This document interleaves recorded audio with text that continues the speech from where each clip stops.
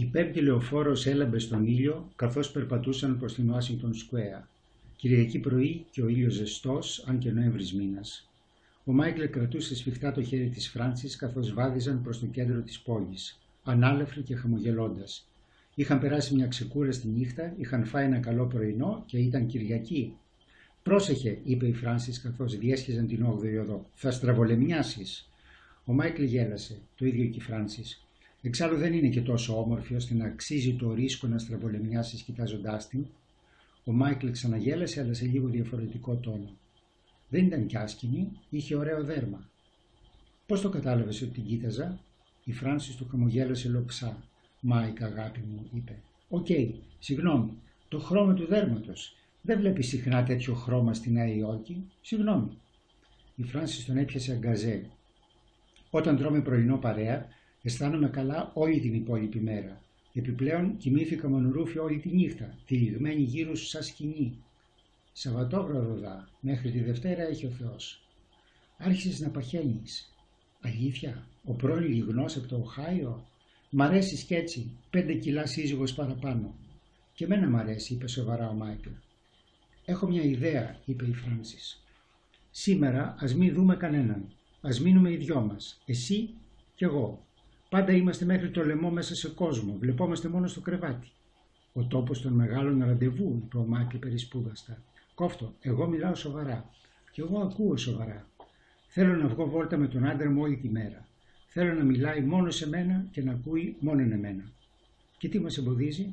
Ποιος θα με εμπόδιζε να δω αποκλειστικά και μόνο τη γυναίκα μου αυτή την Κυριακή? Ποιος?» «Η Στίβενσον. Είπαμε να περάσουν στη μία και να μας βγάλουν βόλτα στην εξοχή με το καινούργιο τους αυτοκίνητο. Οι κολοστίβενσον να σπάνε μόνοι τους. Η γυναίκα μου κι εγώ θα μείνουμε στη Νέα Υόρκη και θα αλληλοεξοντωθούμε από πλήξη». Η Φράνσις έγειρε και τον φίλησε στο μάγουλο. «Το πρόγραμμα λοιπόν», είπε. «Μια Κυριακή με πρόγραμμα στη Νέα Υόρκη για ένα νεαρό ζευγάρι με λεφτά για πέταμα. Φύγαμε. Αρχίζουμε με έναν αγώνα ράγκμπι, επαγγελματικό», είπε η Φράνσις, γιατί ήξερε ότι του Μάικλ του άρεσε. «Παίζουν οι Giants. Μισή μέρα στο γήπεδο, στη λιακάδα, και όταν πεινάσουμε παραγγέλνουμε ένα μπιφτέκι σαν ταψί και ένα μπουκάλι κρασί και μετά γραμμή στο Φιλμάρτε. Παίζουν ένα καινούργιο γαλλικό έργο που όλοι λένε «Μ' ακούς?» Φύση σήκωσε το βλέμμα του από το κορίτσι με τα μαυροκοντοκομμένα μαλλιά που αυτή τη στιγμή τον προσπερνούσε με τη δύναμη και τη χάρη της σιγουριάς που έχουν οι χορεύτριες. Σώμα χυτό, δυνατό, η κοιλιά της επίπεδη κάτω από τη φούστα και οι γοφοί της κοιμάτιζαν τολμηρά επειδή ίσως ήταν χορεύτρια και επειδή ήξερε ότι ο Μάικλ την κοίταζε. Χαμογέλασε ελαφρά καθώς προσπέρασε και ο Μάικλ τα παρατήρησε όλα αυτά πριν γυρίσει το βλέμμα του στη γυναίκα του. «Φυσικά θα δούμε τους Giants και θα φάμε μπιφτέκια και θα δούμε ένα γαλλικό έργο. Είσαι ευχαριστημένη?» «Ακριβώς», είπε αδιάφορα η Φράνσις. «Αυτό είναι το πρόγραμμα της ημέρας. Εκτός αν προτιμάς να σου λατσάρουμε στην 5η λεωφόρο». «Όχι», είπε προσεκτικά ο Μάικλ, «κάθε άλλο. Συνέχεια κοιτάζεις άλλες γυναίκες. Την κάθε κολογυναίκα στη Νέα Υόρκη». «Έλα, μην κάνεις έτσι», είπε ο Μάικλ ρίχνοντάς το στην πλάκα. «Μόνο τις όμορφες. Και στο κάτω-κάτω, πόσες όμορφες γυναίκες υπάρχουν στη Νέα Υόρκη? 10, 100, περισσότερες. Τουλάχιστον έτσι φαίνεται να πιστεύεις, όπου κι αν βρεθείς». «Ψέματα. Ίσως που και που κοιτάω κάποια γυναίκα που περνάει. Στο δρόμο το παραδέχομαι, κοιτάω καμιά γυναίκα που και που. Παντού, σε κάθε κολομέρος που πάμε, εστιατόρια, μετρό, θέατρα, διαλέξεις, κονσέρτα. Μην υπερβάλλεις, αγάπη μου, κοιτάω τα πάντα. Ο Θεός μου έδωσε μάτια και κοιτάω και γυναίκες και άντρες και αυτοκίνητα και φιλμ. Παρατηρώ εντελώς φυσικά το σύμπαν. Να βλέπεις μονάχα το βλέμμα στο μάτι σου καθώς παρατηρείς εντελώς φυσικά το σύμπαν στην 5η λεωφόρο. Τι τα θες, είμαι ένας ευτυχισμένος σύζυγος». «Μιλάς σοβαρά, Φράνσις, μωρό μου? Εσύ ευτυχισμένος σύζυγος?» «Φυσικά», είπε ο Μάικλ νιώθοντας όλο το κυριακάτικο πρωινό να βουλιάζει μολύβι μέσα του. «Τι στα κομμάτια νόημα έχει αυτή η συζήτηση?» «Απλώς ήθελα να ξέρω». Η Φράνσις βάδιζε πιο γρήγορα, κοιτώντας κατευθείαν μπροστά της, με πρόσωπο ανέκφραστο, όπως κάθε φορά που μαλώνανε και που αισθανόταν άσχημα. «Είμαι ένας απίστευτα ευτυχισμένος σύζυγος», είπε υπομονετικά ο Μάικλ. «Με φθονούνε όλοι οι άντρες μεταξύ 15 και 60 χρονών σε όλη την πολιτεία της Νέας Υόρκης». «Κόψ' την πλάκα. Έχω ένα θαυμάσιο σπίτι με ωραία βιβλία, ωραίο στερεοφωνικό, ωραίους φίλους. Ζω σε μια πόλη που μ' αρέσει, ζω όπως μ' αρέσει, κάνω τη δουλειά που μ' αρέσει, ζω με τη γυναίκα που μ' αρέσει. Όταν μου συμβαίνει κάτι καλό, σε σένα δεν τρέχω. Όταν μου συμβαίνει κάτι κακό, δεν κλαίω στον ώμο σου. Ναι, κοιτάς κάθε γυναίκα που περνάει. Υπερβάλλεις. Κάθε γυναίκα. Η Φράνσις τράβηξε το χέρι της από τον μπράτσο του Μάικλ. Αν δεν είναι όμορφη, σταματάς γρήγορα.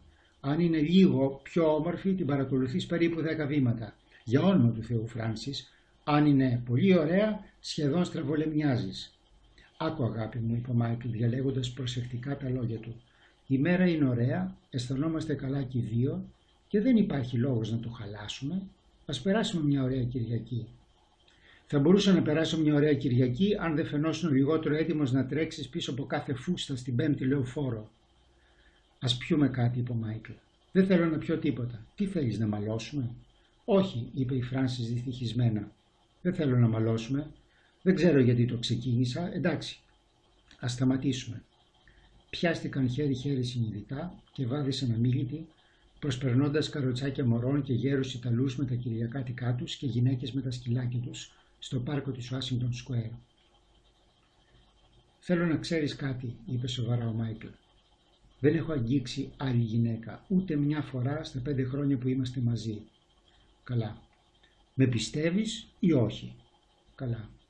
Βάδιζαν ανάμεσα στα γεμάτα παγκάκια κάτω από τα καχεκτικά δέντρα του πάρκου. «Προσπαθώ να μην το παρατηρώ», είπε η Φράνσις σαν να μιλούσε στον εαυτό της. «Προσπαθώ να κάνω σαν να μην σημαίνει τίποτα. Μερικοί άντρες είναι έτσι, θέλουν συνεχώς να βλέπουν ό,τι τους λείπει». «Υπάρχουν και γυναίκες έτσι», είπε ο Μάικλ. «Παλιότερα γνώρισα μερικές του είδους». «Εγώ», είπε η Φράνσις, βαδίζοντας σε ευθεία γραμμή, «ούτε καν που κοίταξα άλλον άντρα από τη δεύτερη φορά που βγήκαμε μαζί και μετά». «Για αυτά τα πράγματα δεν υπάρχει νόμος», είπε ο Μάικλ. «Αισθάνομαι απέσια όταν προσπερνά μια γυναίκα και την κοιτάς και βλέπω αυτό το βλέμμα στο μάτι σου. Έτσι με κοίταξες και εμένα την πρώτη φορά στο σπίτι της Άλλης Μάξουελ. Το ίδιο βλέμμα και αισθάνομαι χάλια». «Αγάπη μου, σε παρακαλώ». «Τώρα θα έπινα κάτι», είπε η Φράνσις. Κατευθύνθηκαν προς ένα μπαρ στην 8η οδό αμίλητη. Κάθισαν δίπλα στο παράθυρο, μια μικρή χαρούμενη φωτιά ψηλόκαιγε στο τζάκι. Ένας κοντός Ιαπωνέζος σερβιτόρος έφερε κάτι φιστίκια και τους χαμογέλασε. «2 κουρουαζιέ», είπε ο Μάικλ στο σερβιτόρο. Άρχισαν να πίνουν. «Κοιτάζω τις γυναίκες», είπε ο Μάικλ. «Ναι, δεν λέω ότι είναι σωστό ή λάθος, τις κοιτάζω. Αν τις προσπεράσω στο δρόμο και δεν τις κοιτάξω, μας ξεγελάω και σένα και μένα». «Τις κοιτάς αν τις θέλεις», είπε η Φράνσις παίζοντας με το ποτήρι της. «Την κάθε μια τους». «Κατά κάποιο τρόπο», είπε ο Μάικλ, μιλώντας σιγά. «Κατά κάποιο τρόπο, ναι. Δεν κάνω τίποτα, αλλά ναι. Το ξέρω, γι' αυτό αισθάνομαι άσχημα». «Γιατί με πληγώνεις?» ρώτησε η Φράνσις. «Γιατί το κάνεις?» Ο Μάικλ αναστέναξε, έκλεισε τα μάτια του και τέτρεψε μαλακά με τα ακροδάχτυλα. «Μ' αρέσουν να τις βλέπω όπως είναι. Κάτι που με ξετρελαίνει στη Νέα Υόρκη είναι τα σμήνη των γυναικών. Όταν πρωτοήρθα στη Νέα Υόρκη από το Οχάιο, το πρώτο που παρατήρησα ήταν τα εκατομμύρια ωραίες γυναίκες, παντού. Τριγυρνούσα και από έκπληξη σε έκπληξη». «Σαν παιδί», είπε η Φράνσις, «τα παιδιά νιώθουν έτσι».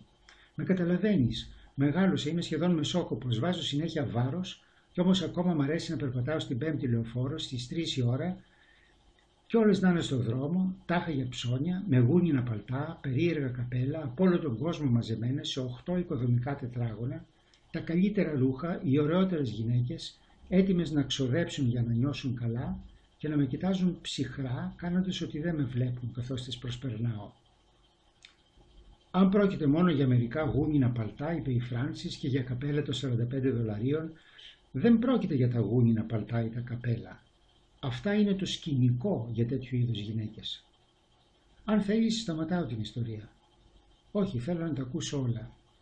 Μ' αρέσουν οι κοπέλες των γραφείων, χαριτωμένες και φάτες, που ξέρουν τι θέλουν και όλο φροντίζουν τον εαυτό τους.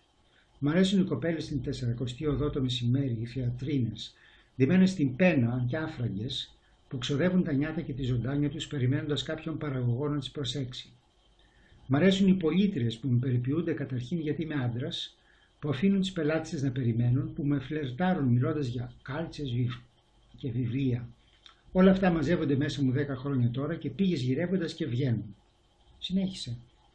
Όταν σκέφτομαι τη Νέα Υόρκη, σκέφτομαι όλα τα κορίτσια, τις Εβραιοπούλες, τις Ιταλίδες, τις Ιρλανδέζες, Πολωνέζες, Κινέζες, Μαύρες, Ρωσίδες σε παρέλαση. Δεν ξέρω αν αυτό συμβαίνει μόνο σε μένα ή αν κάθε άντρα στην πόλη καθώς περπατάει νιώθει το ίδιο. Νιώθω συνέχεια σαν σε εκδρομή σε αυτή την πόλη.